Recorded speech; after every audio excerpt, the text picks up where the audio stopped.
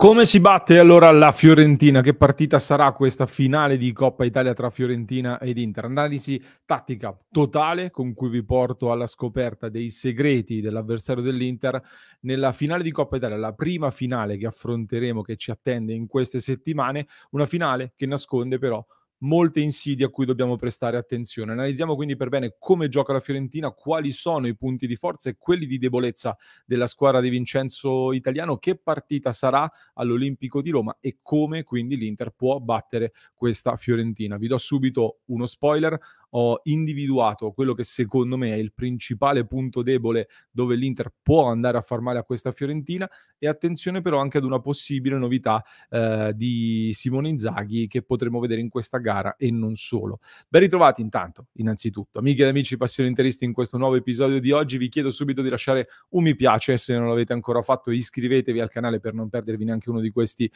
contenuti, per supportare anche il nostro lavoro con contenuti come questo e molti altri. Potete farlo anche tramite i super grazie, gli abbonamenti, oppure su passioneinter.club. Ci sono tanti modi per supportarci se volete. Riproponiamo questo format perché ce lo avete chiesto in tanti, perché vi è piaciuto nei precedenti episodi. Noi lo portiamo solo per, diciamo, delle partite di un determinato spessore, per delle partite più importanti dove c'è più da analizzare. Lo avete apprezzato, fin qui ha portato anche bene, devo dire, quindi lo riepiloghiamo oggi sperando che possa andare come nelle ultime volte, dove spesso abbiamo previsto delle cose che poi effettivamente si sono riviste in partita. Anche in questo caso la Fiorentina, una squadra che più o meno immagino conoscerete, considerando che è italiana, quindi rispetto alle avversarie straniere in Champions League andrò più veloce su alcuni passaggi generali per concentrarmi invece più su delle cose specifiche, particolari, che ritengo di maggiore interesse nel prevedere che tipo di partita sarà. Partiamo quindi molto velocemente dal come entrambe le squadre arrivano a questa partita, intanto dal percorso affrontato in Coppa Italia, che con tutto il rispetto per la Fiorentina è stato un po' più semplice, perché agli ottavi vittoria per 1-0 contro la Sampdoria, ai quarti di finale vittoria per 2-1 sul Torino, poi in semifinale il doppio scontro con la sorpresa del torneo, ovvero la Cremonese, vittoria per 2-0 abbastanza agevole all'andata, e il ritorno in controllo finito 0-0 per arrivare in finale. L'Inter, dall'altra parte, invece qualche difficoltà in più l'ha avuta innanzitutto subito all'inizio contro il Parma, nonostante il Parma fosse una squadra di Serie B, poi vittoria di misura sull'Atalanta per 1-0 con gol di Darmian, e quindi la doppia semifinale delle polemiche contro la Juventus, che immagino ricorderete tutti, 1-1 all'andata a Torino con tutto il caos finale del caso Lukaku eccetera, e poi al ritorno vittoria per 1-0 con gol di Di Marco. A livello generale invece di momento all'interno di questa stagione l'Inter è ancora dentro, o almeno me lo auguro ovviamente, il periodo di forma migliore che abbia mai avuto all'interno di questa stagione, perché dopo le difficoltà che ci sono state, che conosciamo tutti, tra marzo ed aprile, sono arrivate 8 vittorie consecutive con le quali l'Inter ha raggiunto la finale di Champions League, oltre a questa finale di Coppa Italia, e dopo la penalizzazione della Juventus annunciata nelle scorse ore in campionato, l'Inter è anche ormai ad un passo dalla certezza della qualificazione alla prossima Champions League tramite il quarto posto come minimo, nonostante appunto la sconfitta contro il Napoli, dove l'Inter ha fatto un ampio turnover al quale ha fatto ricorso anche la Fiorentina, che si trova più o meno a metà classifica. Contro il Torino ha messo in campo diverse seconde linee, dovendo tra l'altro giocare poche ore dopo la sfida di Conference League, dove battendo il Basilea ha rimontato l'andata e ha strappato il biglietto per volare in finale di Conference League. Quindi anche per la Fiorentina è un calendario piuttosto intasato, visto che poi giocherà di nuovo sabato proprio come noi, con Inter-Atalanta anticipata, che ha creato diverse polemiche. A questo punto però la sensazione è che la Fiorentina abbia un pochino, non dico mollato il campionato, ma lo ha messo in secondo piano rispetto ai due obiettivi principali, che sono senza alcun dubbio la finale di Coppa Italia e la finale di Conference League, dove daranno il 200%, e il 200%. Quindi dove l'Inter guadagna in esperienza magari a questi livelli, a queste competizioni, la Fiorentina guadagna molto in entusiasmo, considerando appunto la grande opportunità di fare la storia dal lato loro. Entrambi i precedenti di quest'anno tra le due squadre sono stati molto equilibrati, una pazza vittoria dell'Inter, la ricorderete probabilmente ad ottobre, l'andata per 3-4 sul campo della Fiorentina, mentre il 1° aprile la Fiorentina ha battuto l'Inter a San Siro per 1-0 con una partita un po' sfortunata, devo dire, perché anche alcuni episodi non hanno girato bene, secondo me, all'Inter. Entrambe comunque hanno avuto diverse occasioni, arrivava comunque nel periodo forse peggiore per la nostra Inter. Adesso le cose sono cambiate e cerchiamo di capire allora chi abbiamo di fronte e che partita vedremo, partendo dagli uomini chiave, almeno secondo me, di questa Fiorentina. Intanto il portiere Terracciano è un buonissimo portiere, contro di noi tra l'altro ha sempre fatto ottime prestazioni, in generale sta facendo dal mio punto di vista una buonissima stagione. Se devo individuare però, per quello che è lo stile di gioco della Fiorentina, degli uomini chiave, io direi intanto Biraghi, perché ha un ruolo importante in termini anche di leadership, oltre che dal punto di vista tecnico. Nico Gonzalez, uno dei calciatori anche più interessanti a livello di esperienza internazionale, Dodò per il tipo di lavoro che fa sulla corsia di destra, tra poco ci arriviamo, e soprattutto devo dire però Bonaventura, uno degli elementi più esperti ed è anche un elemento che con il suo dinamismo mette spesso in difficoltà l'Inter e sarà uno dei temi secondo me all'interno di questa partita. Arrivando quindi alle chiavi tattiche, come gioca questa Fiorentina, come sempre individuo 3 parole chiave con cui definire il gioco, 3 concetti chiave, anzi meglio, più che parole per definire il gioco della Fiorentina. Un gioco che ruota secondo me attorno alle fasce, innanzitutto al funzionamento delle fasce, alle catene esterne. Secondo concetto chiave, il possesso palla, molto alto per la Fiorentina. E terzo concetto chiave, secondo me, il dinamismo, che associo un po' anche al pressing, ma non solo. Quindi questi sono i 3 concetti chiave che stabiliscono per me, ci fanno avere un'immagine un po' del tipo di calcio che fa la Fiorentina. Arriviamo quindi alla nostra lavagna tattica, come facciamo sempre, la condivido schierando sul campo quelle che in questo momento in cui sto registrando sono le probabili formazioni. Per la Fiorentina Terracciano con Dodò, Milenkovic, forse Ranieri al centro della difesa, visto che Igor non sta vivendo un gran periodo, potrebbe essere Ranieri la scelta finale, Biraghi a sinistra, Bonaventura, Amrabat, Castrovilli sulla mediana con Iconé, Cabral e Nico Gonzalez in attacco. Dall'altra parte l'Inter con Andanovic tra i pali, portiere di Coppa ormai confermato, Darmian, Acerbi, Bastoni in difesa, Dumfries a destra, Di Marco a sinistra, Barella, Brozovic e Cianoglu in mediana e Lautaro Martinez con Dzeko, dove possiamo registrare però in questo momento un ballottaggio aperto con Lukaku che potrebbe anche spuntarla su Dzeko. Al momento però partiamo da questo tipo di formazione qua. Il modulo di base allora della Fiorentina, partiamo dalla formazione viola, è un 4-3-3 dove però molto spesso Bonaventura o comunque uno dei mediani si alza e quindi è facile poter mettere giù, diciamo graficamente, un 4-3-3 che poi in realtà sul campo diventa un 4-3-1-2 e viceversa. Questo perché uno dei temi, come dicevo, è il dinamismo. Tutti i centrocampisti sono molto dinamici sia nell'andare a coprire dietro che nel portarsi in avanti e quindi possiamo disegnare un 4-3-3 ma poi all'atto pratico potrebbe essere anche un 4-3-1-2 con diverse differenze. Fatto sta che in ogni caso è un tipo di modulo, è un tipo di gioco, quello che attua la Fiorentina, che purtroppo per noi si incastra abbastanza male per noi nel 3-5-2, cioè lato Fiorentina si incastra bene con il 3-5-2, quindi può essere molto insidioso. In fase di possesso palla la Fiorentina parte con la costruzione dal basso gestendo molto il pallone con un 4-3-3 di base per poi alzare molto gli esterni che vanno ad aggiungersi, lasciare i 2 difensori dietro, gli attaccanti salgono con i 2 esterni e la punta centrale, uno dei mediani si porta qui diciamo a metà strada, quindi diventa una sorta di 2-4-1-3 che poi tendenzialmente si alza ancora di più per diventare una sorta di 2-3-1-3 o 2-3-1-4, diciamo così,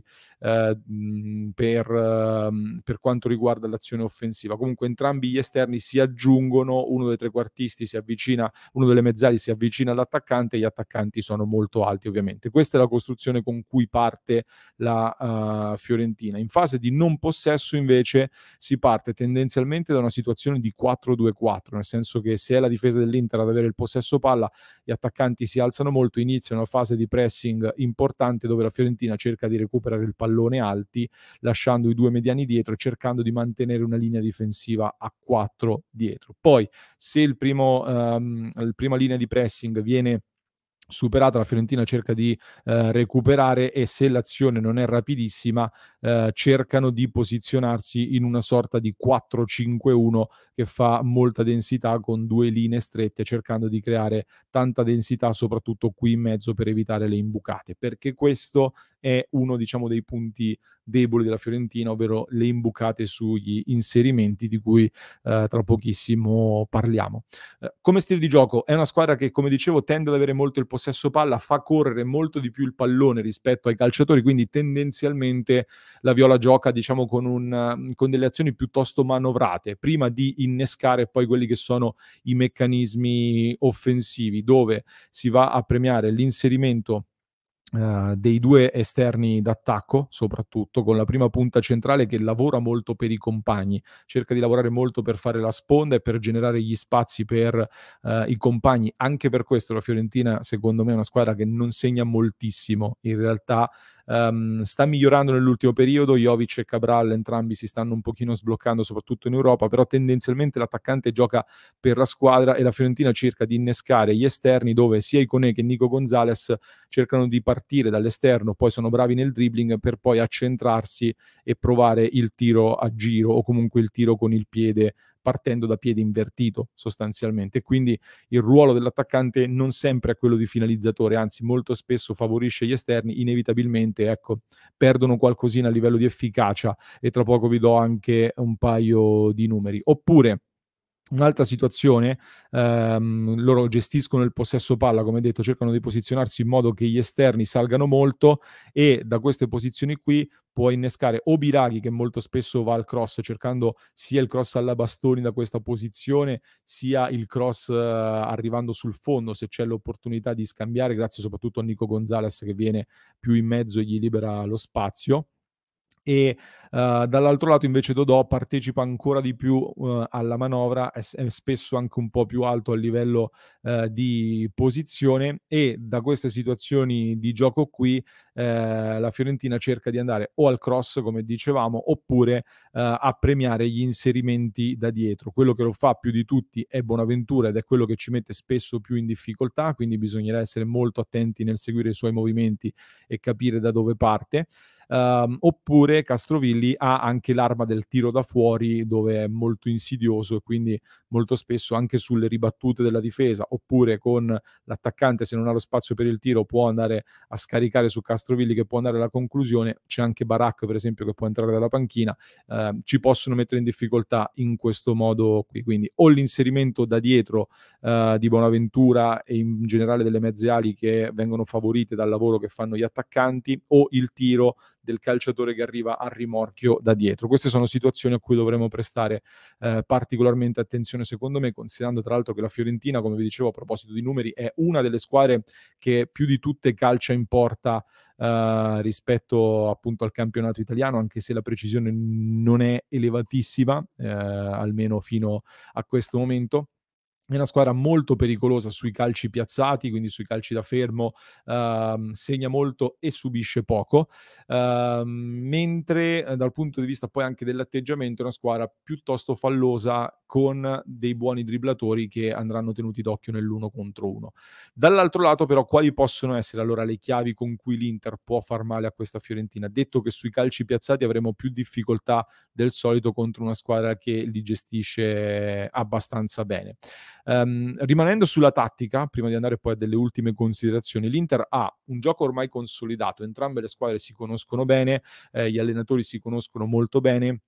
quindi non mi aspetto tantissime novità radicali. Per me però potrebbe esserci una piccola modifica di cui qualcosa abbiamo già intravisto, e che ci porteremo secondo me avanti. Nel senso che di base anche l'Inter è una squadra portata a controllare il gioco, portata a controllare la manovra e cercare di dominare l'avversario. Ma credo che, vista l'importanza della partita, le caratteristiche, le tante energie che l'Inter sta spendendo in questo periodo, e la finale anche contro il Manchester City di Champions League che ci sarà tra poche settimane, vedremo ancora una volta un Inter sulla falsariga delle ultime che abbiamo già visto in partite molto importanti, come ad esempio anche nel derby di Champions League, ovvero un Inter leggermente più bassa,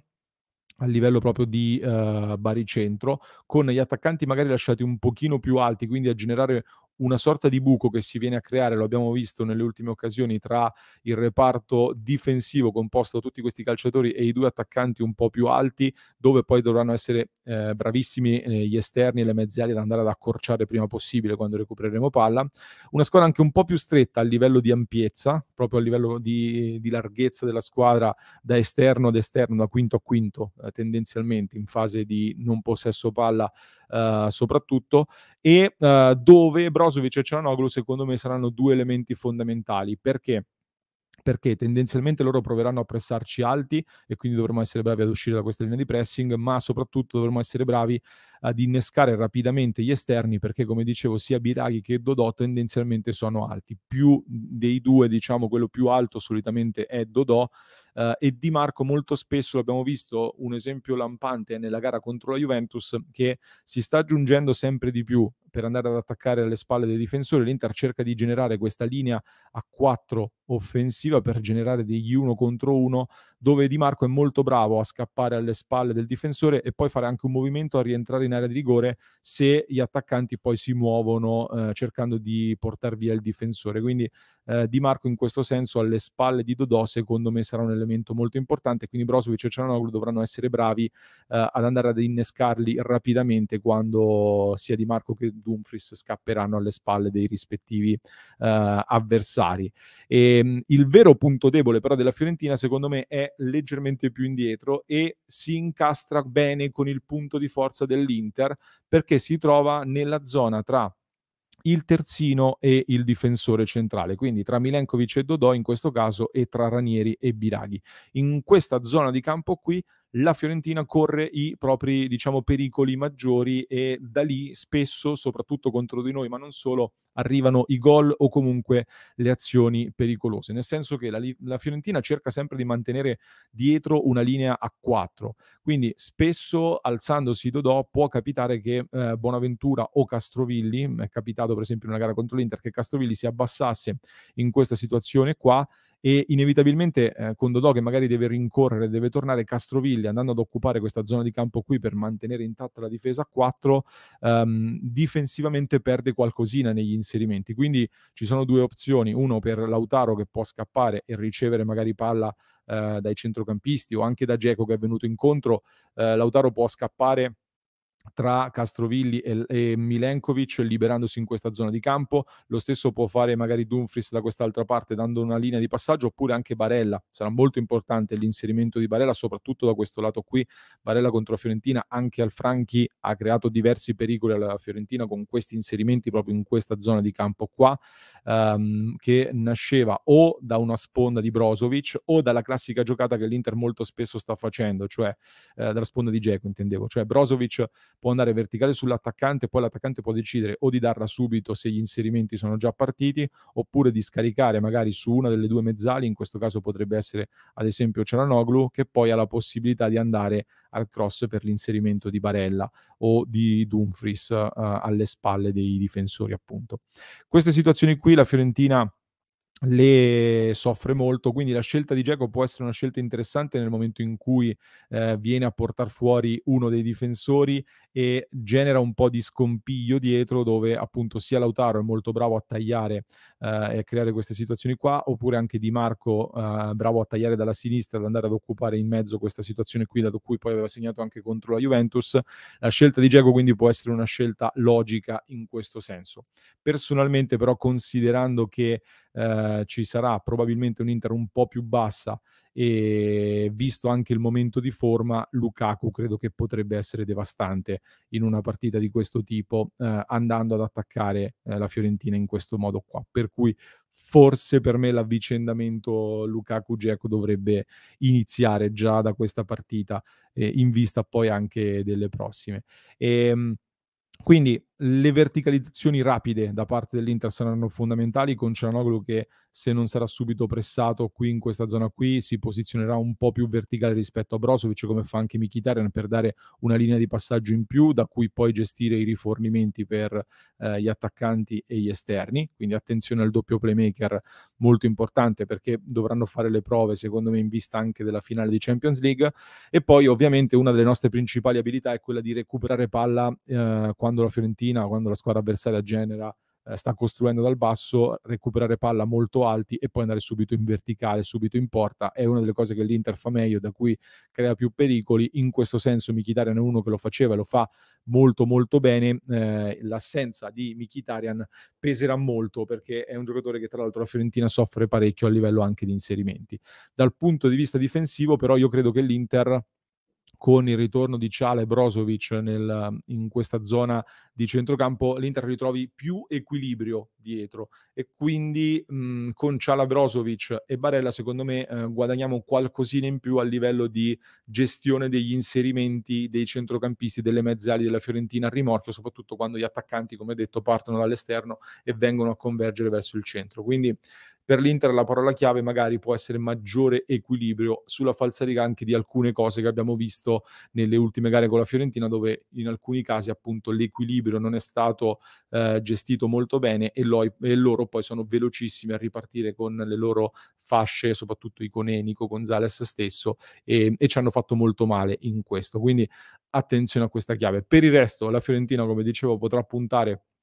più sull'entusiasmo, immagino, con la possibilità di conquistare quindi un trofeo molto importante. L'Inter ha maggiore esperienza, oltre ad una rosa sulla carta più forte. È una partita che quindi per me sarà molto equilibrata, forse anche più equilibrata di quello che molti potrebbero pensare, e che credo possa anche gettare le basi per la finale di Champions League, sia in un senso più tattico che in un senso anche motivazionale. Quindi attenzione alle chiavi di questa gara. Fatemi sapere che partita vi aspettate voi. Vi chiedo poi a livello di formazione se siete d'accordo con queste scelte probabili di Inzaghi, Dzeko o Lukaku. Chi schierereste voi al fianco di Lautaro Martinez, che sembra abbastanza